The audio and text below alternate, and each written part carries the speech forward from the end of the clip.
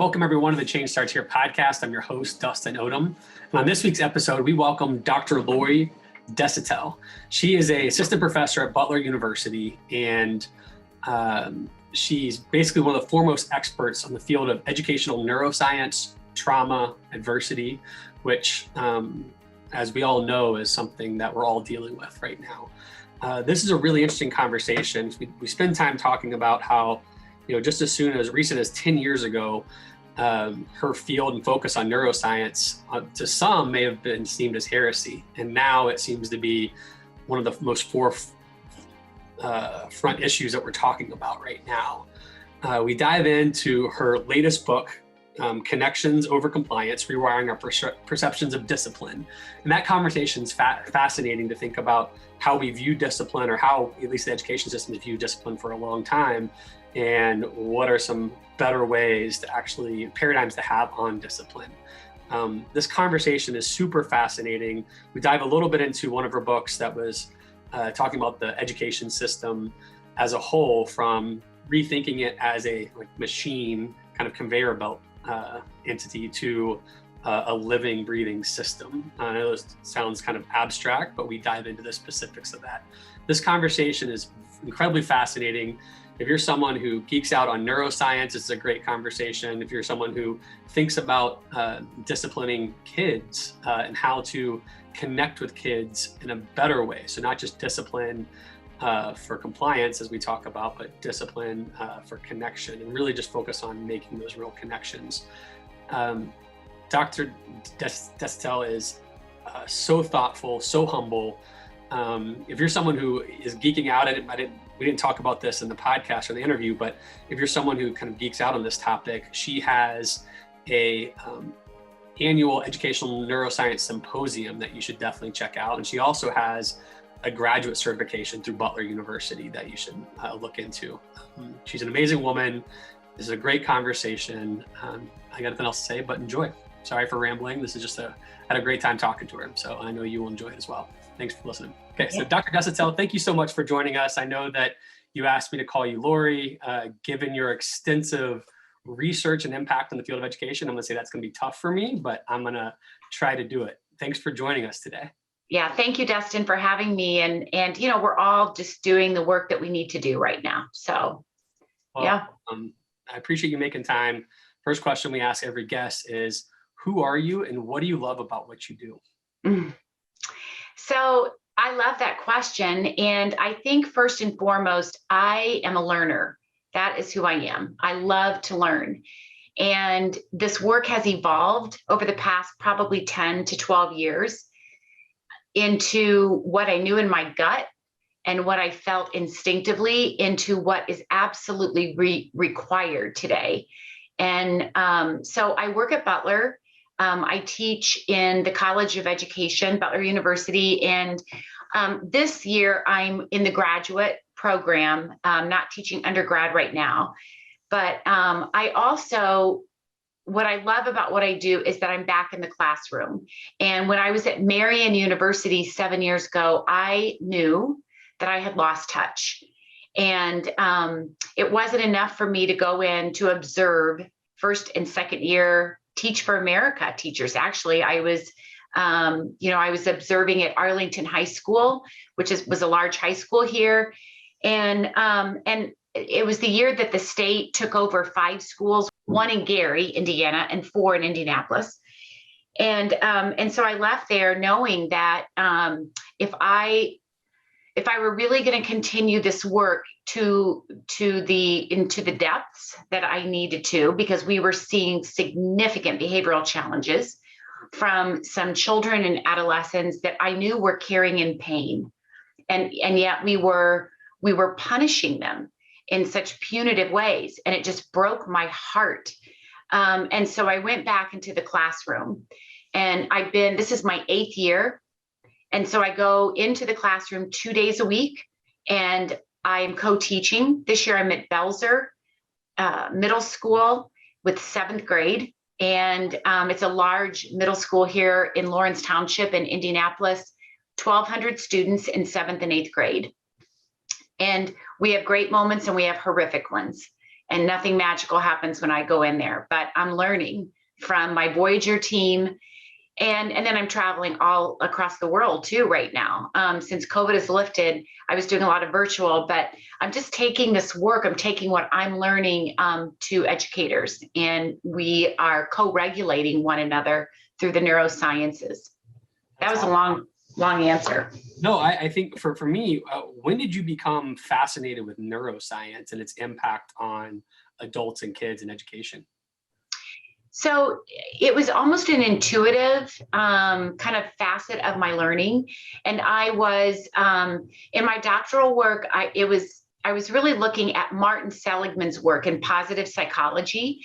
And then I was looking at Dr. Joe Dispenza's work, and he's kind of an outlier, in the work of neuroplasticity. And then from that, I really began to look at how the brain learns and engages. And my mentor was Dr. Judy Willis, who is a former neurologist out of Santa Barbara.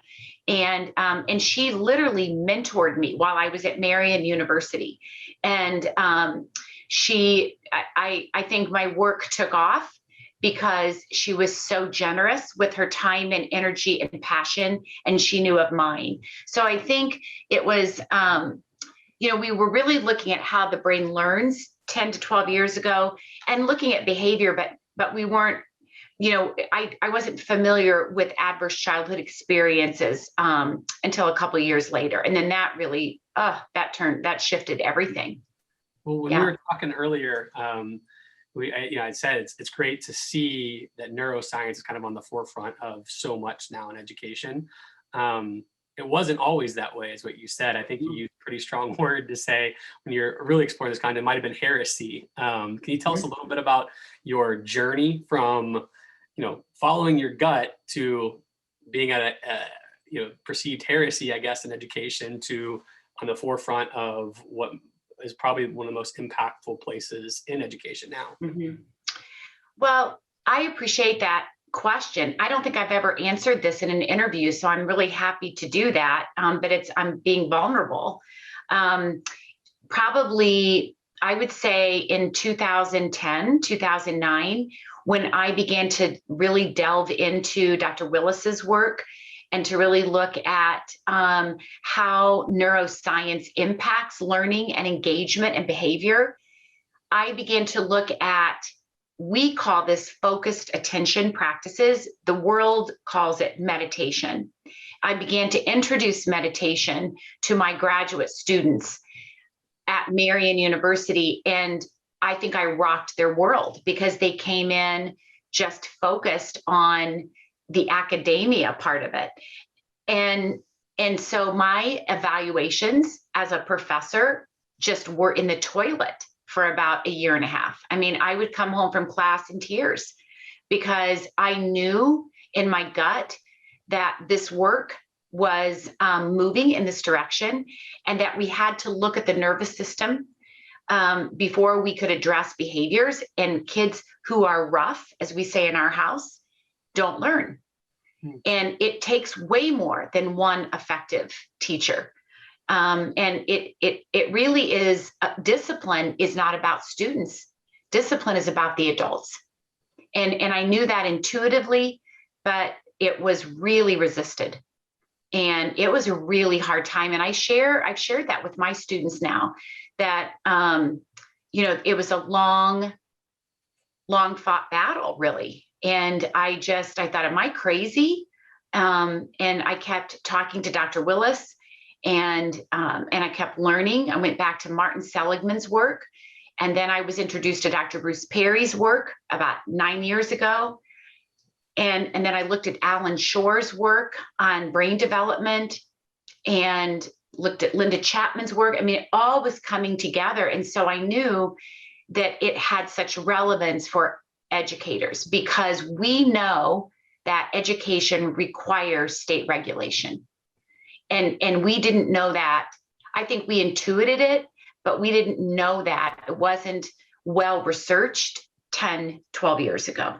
So that's why I went back into the schools too, to start implementing this work. what was the, that makes total sense, but what was the pushback that you're receiving then of, because I feel like, and again, now it seems to be so, it feels common sense in a lot of places. What was the pushback, 10 years ago or a little bit? Well, I think 10 years ago, we were in that zero tolerance policy protocol around the country. So, and really that was where my work shifted from not just looking at engagement in academics, but really looking at what's beneath the behaviors of our children. Because when I was at Arlington High School in Indianapolis, I would go in and observe, and kids, 7th and 8th graders, were just roughhousing. They were shoving each other, not aggressively, but they were horse playing. That's what we call it. And they would get suspended. I mean, it was wild, actually. And then I saw adults escalate kids. And it was almost like there were these power struggles and conflict cycles that were really unintentionally escalating everybody. And it was just that's how it's going to be. If you do this or this, you're out. And these kids were being suspended to nowhere. They were being expelled to nowhere. Yeah, we had at the school I was teaching at, and it's not to dishonor anybody there, but one of the policies that always threw me off was the 10 days. I mean, if you were caught in a hall sweep, or if you were caught doing something that seemed to be like a normal thing that a kid in high school might make a poor decision and mess around, they're suspended for 10 days. And to your point, there was 10 days to nowhere. And so it always confused me how that helped. One of the things that I got accused of, and I'm wondering if this is you the same way, is if you did anything else besides endorse that, you were kind of seen as soft or not setting clear boundaries for kids. Is that some of the feedback or pushback that you got early on? Yeah, I think that's absolutely a part of it. And I also feel that somehow, as the social and emotional aspects of education, we started to see the significance of that. It was somehow associated with kind of this warm, fuzzy extra, kind of like a metaphysical, if that makes sense. Just it wasn't in, and now I understand, looking at in the Western part of the world, we are very disembodied. And what I mean by that, in education, specifically education, we are cognitive heavy is the word I like to use. We're language heavy. Our secondary teachers and true for elementary, in our pre-service years, we're taught content. We're taught curriculum. We become content experts. We are curriculum developers. And there was never a focus. It's almost like our heads go one way and our bodies go the other way. And when you look at the research now from Gabor Mate and Peter Levine and Bruce Perry too, and Dr. Stephen Porges, who I'm working closely with right now, we hold trauma in our bodies. And so traditionally growing up, kids and adults we just are cognitive thinking creatures who might feel later on. But what we know is that we're wired. The brain develops to sense and feel the world, and we have to feel safe and we have to feel felt, or we don't learn. And that's, this was really distorted in those zero tolerance policy punitive years. Yeah, so I want to, one thing I do find fascinating, and I've not read all your books deeply, but enough to, I think, be dangerous in this conversation, especially since my friend endorsed you so much coming into this. I felt like I had to go as deep as I possibly could. Your first book you wrote, I think it was like 2012-ish. So called How May I Serve You, right? It was like the 5 powerful words that were, how may I serve you? That was your first book, right? So you were trying to say something.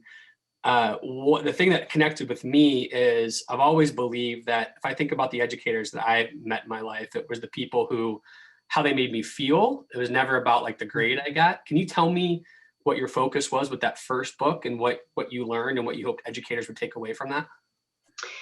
So the first book really was, I was going through a very challenging time as a mom. And at that time, and I've shared this in my presentations and talks, and I share about it in the book. And our oldest son was struggling with significant anxiety. But for us, as you know, when someone in your home is struggling, the whole family feels it. And so we were, as parents and trying to always just do the best that we can and just to understand what was underneath Andrew's behaviors as he entered high school. It was just such a hard time. And I didn't have a title for the book, and I received an email from his high school Spanish teacher, Brandon Pickett, who I write about in the book. And it was a Monday afternoon, very dreary. I remember sitting at Marion in my basement office, and I was dreading opening up the email. But when I opened it up, Dr. Brandon Pickett, the email read, "Dr. Desautels, Andrew had a great class period. He was walking around helping the other students. He finished his project. And then he said at the very end, please let me know how I may serve you in the days and weeks to come." And I read that probably 3 times with tears rolling down my face. And I thought to myself, this teacher has brought back life into our family and gave Andrew life. And I shared the email with Andrew, and it was just so hopeful, because somebody, outside of our family was able to value Andrew and to see him and to feel him and to hear him. And he worked so hard for Brandon Pickett, got an A in Spanish. I say in the book, I think he got D's and F's and everything else. But so that became the title of the book, because I realized that education is a vocation, and it's servant leadership. And then the resiliency research started to blossom. And then we looked at the resiliency research, which is 50 years old. And we know that children and adolescents who are struggling emotionally, who may come from significant adversity or toxic levels of stress, one emotionally available, predictable, consistent relationship can truly help that child overcome those obstacles. And most students, most children and adolescents, they wobble, they don't break. Our nervous system is built to wobble, and our nervous system knows how to get home. It's just that we don't often listen to what our bodies are telling us. You go from that kind of profound thought to one that I'm really interested in when you talked about breaking down your school systems. Your second book, which you co-authored with what's the gentleman's name? Michael McKnight.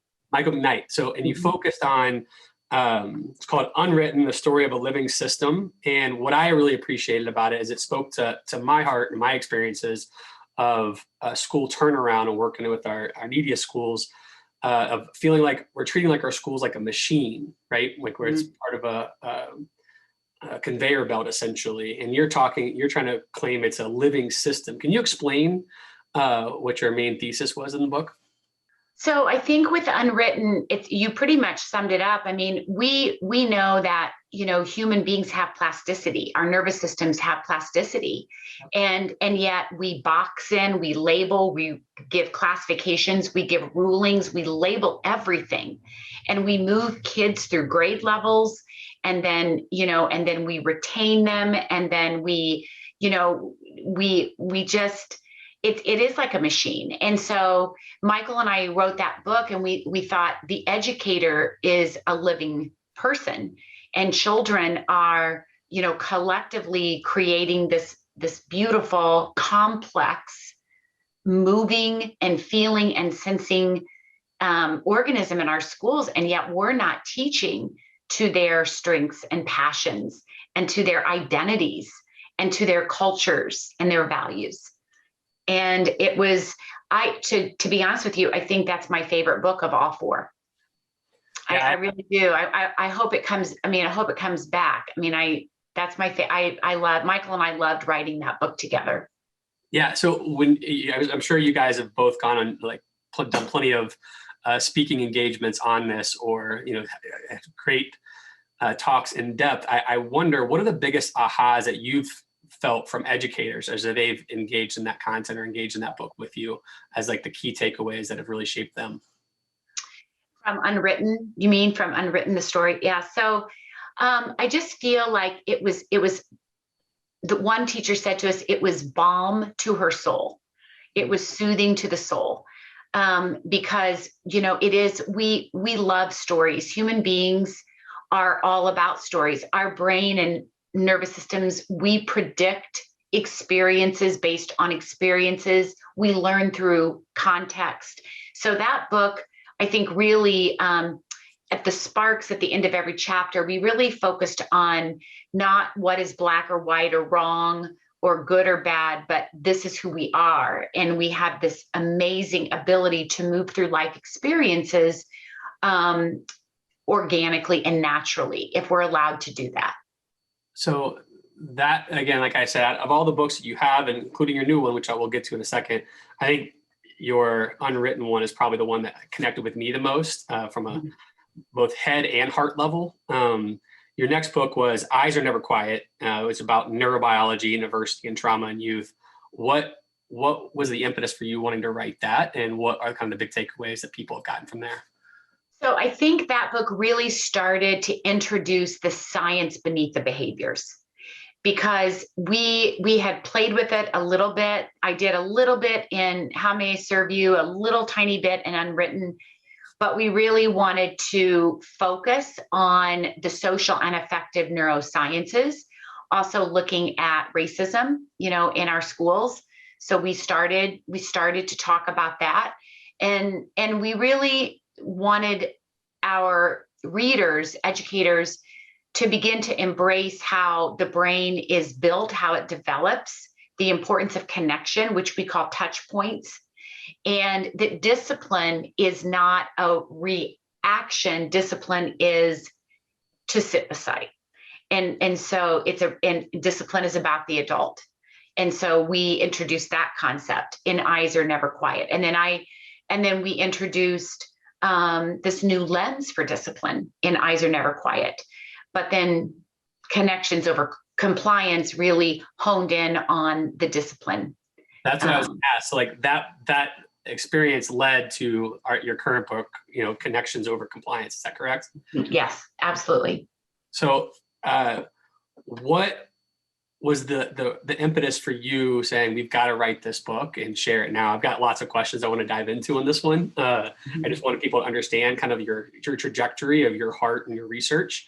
I'm really curious. Rewiring our perception of discipline is a catchy title. Like, I'm picking it up and thinking, well, what do you assume discipline is right now, and what's the way discipline needs to be?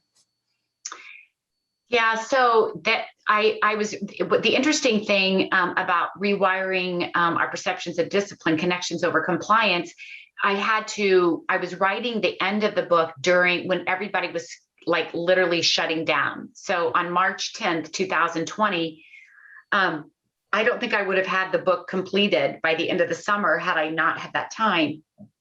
And so that book, when I was writing it over the summer, I remember saying to my husband, I just want you to be prepared, because this book is either going to be wildly accepted or it's going to be rejected, because I really focused on the adult nervous system as the driver of discipline and behavior management.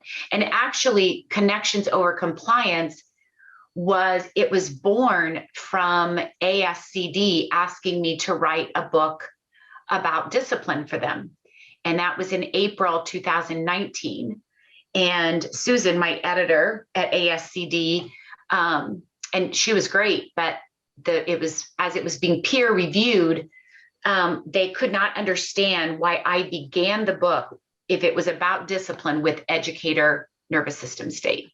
And we just couldn't find a happy medium there. So I said goodbye. I'm done. I revised it 3 times, but I didn't change the order of the chapters. And I thought it's time, I'm not going to wait on ASCD. They've written 40 books on discipline, and they're all saying the same thing. And when you look at our discipline data across the country, I don't care what district you're in, we're not disciplining a whole new group of kids every week. We have the same students in our suspensions, in our kickouts, in our expulsions, our write-ups. I mean, this is crazy. It's, it's just, it's crazy. So I had a lot of fire as I wrote that book. Yeah. So then what is it that we need to do with educators first, right? And a lot of people that listen to this are, teachers, but also we have school leaders and district leaders. I'm curious. Yeah. For the adults. So this is, when I travel into school districts everywhere, and people are embracing. So Connections Over Compliance talks about the framework of applied educational neuroscience, which I developed at Butler with the wonderful guidance of my former dean, Dr. Ina Shelley, and my former associate dean, Deb Lecklider. And I actually had written a white paper with Dan Elsner at Marian University on the 4 pillars that Connections Over Compliance is about. And then I came to Butler. So really what this is saying is that when I go into schools, how this looks is that when we start to shift our lens and shift how we see discipline, it begins with a calm, regulated adult. Because we know the nervous system of an adult is what can unintentionally escalate a child or co-regulate a child. So that's where we began. So if I'm a school leader, what are some ways that school leaders can prioritize or care for the teacher brain state? We have what we call it's brain and nervous system aligned practices for the adults in the building. And so I am meeting, for just as an example, a lot of my work in a district is with just the administrators. So we start with the administrators, and we care for the administrators so that they can feel and experience these regulatory practices themselves.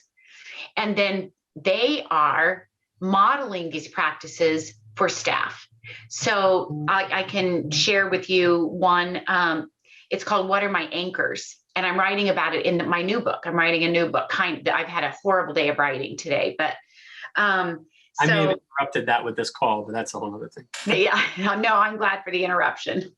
So my anchors are the things that I find soothing to my nervous system. So what people anchor me, what places anchor me, what things anchor me, what times of the day anchor me, what days of the week and seasons. So we're asking administrators to gather the anchors of their staff. I'm just giving you one example. This is what Lawrence Township in Indianapolis is doing right now.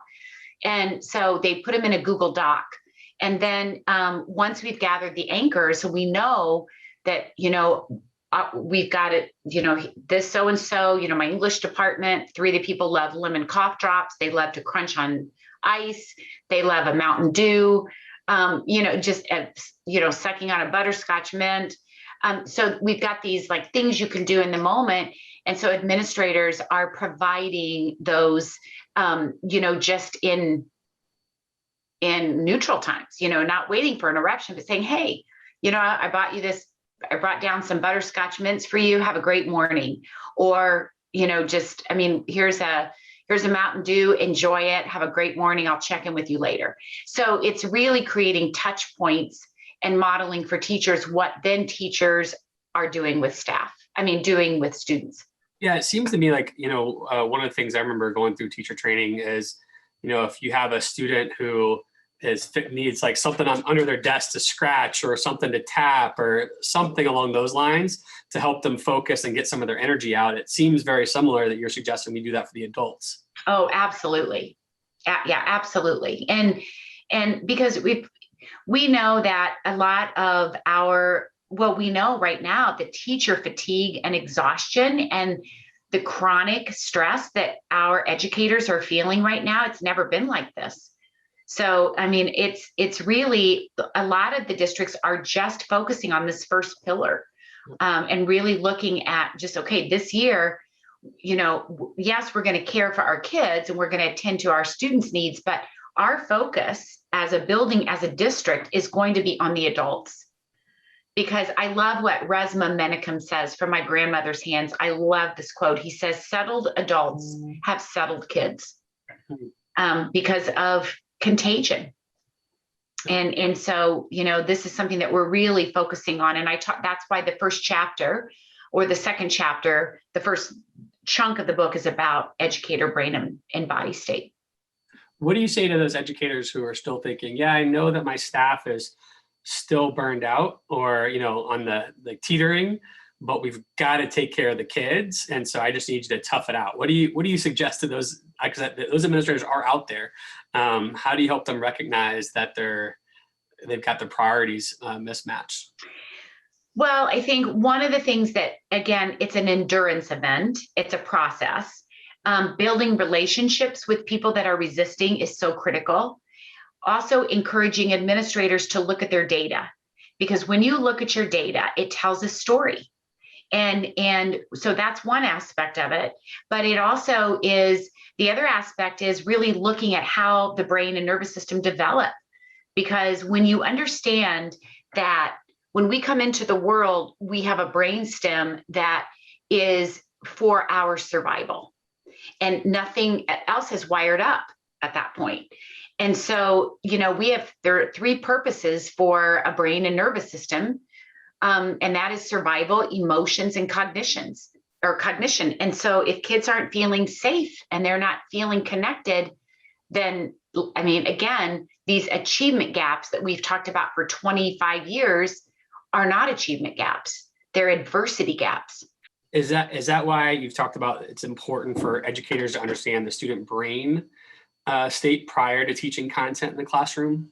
Because that's where it's missing now. Oh yeah, absolutely. Because when a kid comes in rough and something's happened at home, or something's happened in the car on the way to school, someone, there's an issue at a locker. We've had more physical and verbal aggression this year at the middle school than I've ever seen. And so when they come in, they're not in the cortex. And to learn anything, you've got to be functioning right here behind your eyebrows in this prefrontal cortex. And when you're not here, it doesn't matter how engaging your lesson is, how great the lesson plan, the curriculum, no one cares, because you don't care. When you're functioning down in these midbrain, lower brain regions, you're in survival. So in survival, you are in threat and protect. So you can't reason, you don't have sustained attention, you can't regulate, and it's not a choice. It is a survival nervous system state. What do you say? Because I find when I taught high school, I think through some of the things I think I did well and things I did not do well. And one of those not do well, I think for me would be, if I had a kid come in, I could tell that they were definitely in a different spot. They were stressed. I would make it clear to them that I love them. I am here for them. I will figure out ways to connect. But I would always say, unfortunately, when you're out in the real world, they're not going to slow down enough to care where this is at. So let's fight through it now, and then we can come back. And given what you're saying, I don't know if that's the right strategy to really help that student. How do we find that balance of there is a reality that if this was the real world, they're going out on the job, they may not have a boss or somebody who would help them regulate. What's your thoughts on that? Yeah, so the way that you just described how you approach that, I think, is a nice balance, because it sounds to me as if you emphasized relationship, that you prioritized connection, and yet you were authentic with them, and you shared with them, hey, we've got to push through this, and, because you're not going to be with me always. And I think that our students are so, and this is just true for human beings, but our students really know who means what they say. Our kids are like TSA agents at the airport.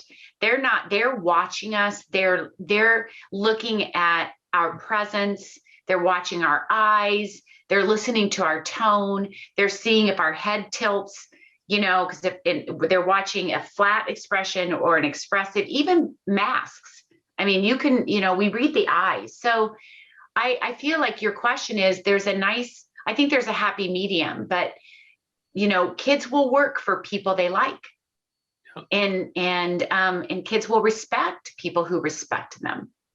Do you ever push back on, again, it's a little bit of a repeat of an earlier question, but as you're thinking through this rewiring of discipline, do you get pushback of like, it can feel like every kid gets a trophy of I've got to, how I'm not really punishing them. Where's the punishment, or where's how do you help people out of that kind of frame of mind? Yeah, well, and so that's where this new lens of discipline, that's what this is about, because it really is the core, like the hub of discipline is co-regulation. So it's not that you're not giving consequences, but it's that you're making sure that you're in a nervous system state that is calm and can reason and use logic, and so is the student. When you wait for that, when you have created that calm state of what we call state dependent functioning, and then we can listen, then we can receive, then we can make sustainable changes. But it takes, I love what Bruce Perry says. He says he calls it therapeutic dosing. And we don't, kids and human beings don't change from 1 hour of counseling every week. It's through these micro moments of connection that we begin to feel seen and heard and felt. And that's what discipline is really about. It's about sharing and modeling that calm so that students can begin to experience that themselves. And they can begin then to explore a different way of going about an experience. But you can't do that when you're in fight, flight, or shutdown. So tell me a little bit more about that micro moment of connection. Is there a defined, like, what is that definition really? Is it a moment of time? Is it a couple seconds? Is it a few minutes? Yeah. Does it really matter? Am I off track on that question? No, it can be 2 seconds. It can be 2 minutes. But it's really those, we call those spaghetti-o moments, where you are just joining up with a child while they're having breakfast, while they're unpacking their backpack, you're sitting down, you're, just greeting them as they come into the classroom, how you leave them, how you transition with them. It's really just those thousands of moments of check-in that we call touch points. And, like many of our kids come to school with so many touch points, and many of our children who are struggling, who have experienced chronic unpredictability and isolation, especially during the pandemic, didn't have those points of connection. And so many of our kids come to school for family privilege. They come to school for safety and for connection and for nurturing.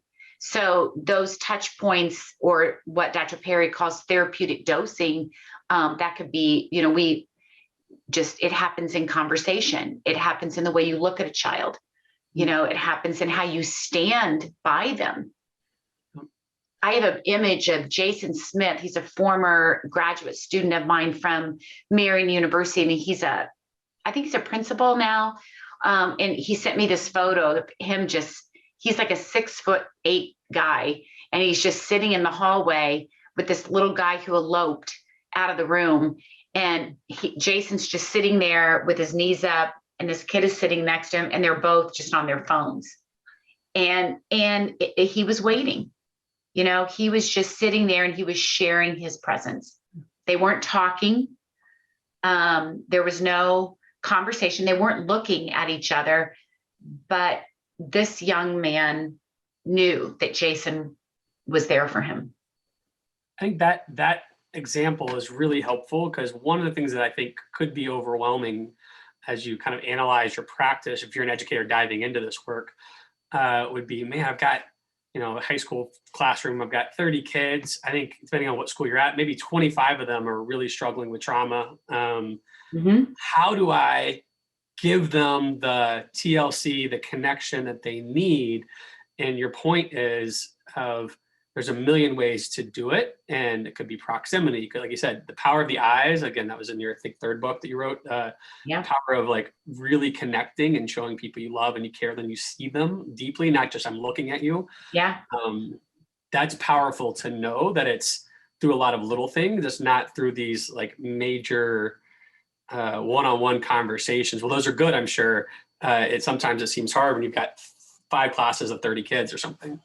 No, and I want to add to what you're saying. You're absolutely right. But what people forget is that it's a tier 1 universal lens practice.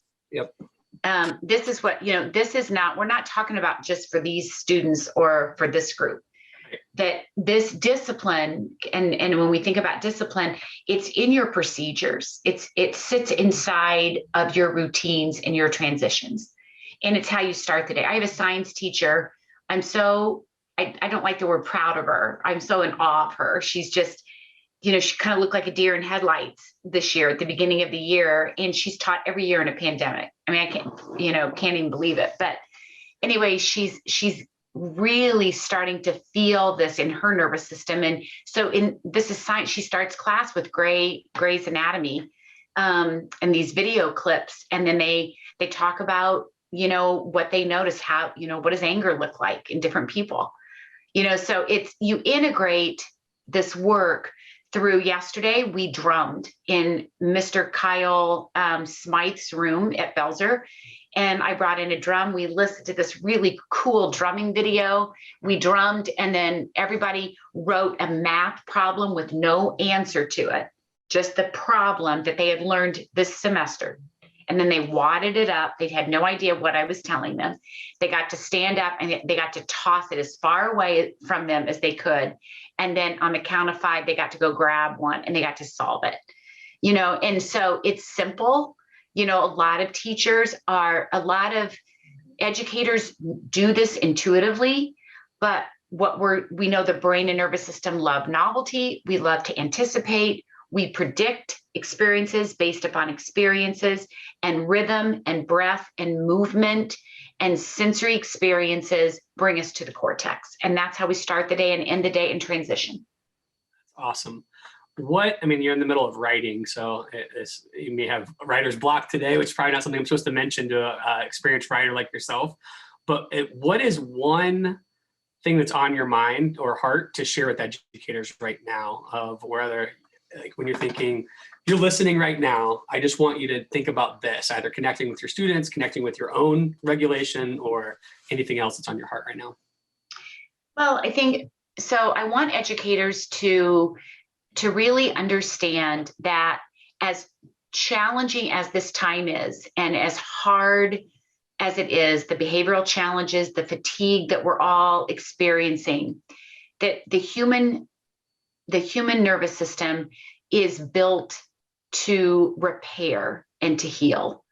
And that happens through a well-researched concept called neuroplasticity. And there are a lot of definitions of neuroplasticity, but they all are about how experiences change the brain structurally and functionally in every moment. So we don't have to be who we were this morning. And that's what we tell our kids. I don't have to respond to a child the way I did this afternoon, tomorrow morning. And really, that is something we can control. We cannot control the behaviors of others.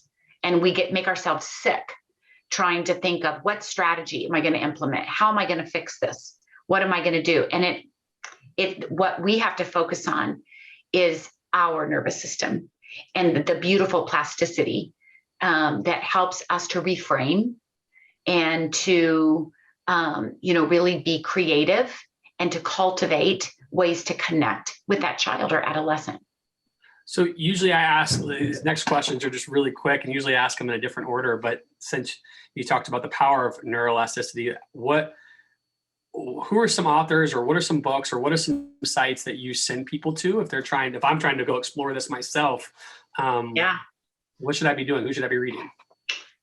There's so many. I'm looking at so many right now, but well, first of all, I love Dr. Stephen Porges and Deb Dana's work on the polyvagal theory, because it's hopeful. That's post-adversity growth, and that's what the new book is going to be about. I love Joe Dispenza's work, Dr. Joe Dispenza. Andrew Huberman, he's got a great podcast, and oh my gosh, like every time I mention it, and it's good for high school kids and some middle school kids. His research is, he does a lot of research on vision and neuroplasticity, and eye movement and neuroplasticity.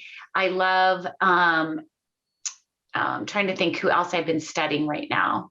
Oh, Dr. Laura Boyd from UBC. She's going to be a part of the research in my new book. I've been looking at Dr. Paul Conti's work. So I think of all of those. I mean, there's just, neuroplasticity has gotten a bad rap because, just like any science term, it can be overused and misunderstood. So I think delving into the sciences of neuroplasticity, MIT has a great book that I'm using right now that really defines it through evolution. So there's a lot out there. What habits, one of the things we're trying to learn from all the leaders coming on this is we believe habits and disciplines matter. And so I'm curious to know what habits or disciplines you have in your life on a daily or weekly basis that you think help you be the best version of yourself. Well, so I'm not great at these, but they're in my mind all the time.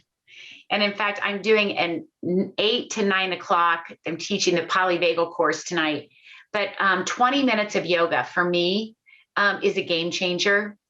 And sleeping is a game changer. And if I leave anybody today with anything, sleep is more important than anything you can put into your life. When you don't get those 8 hours of sleep, you can't get that back. I mean, it's that critical. So those are the things that I'm aware of. I'm not always great at it, but I'm aware of those. Yeah. So when you're, maybe this is not the best example, but yoga or on a walk or driving around town, if you have a playlist, what type of artists or songs are on kind of your favorite playlist these days? I'm such an oldie, but I love John Mellencamp's music. I just have always, so anything, I mean, I love his music. It's so funny because my undergrads, before class, I would always put his playlist on. So probably he's my favorite.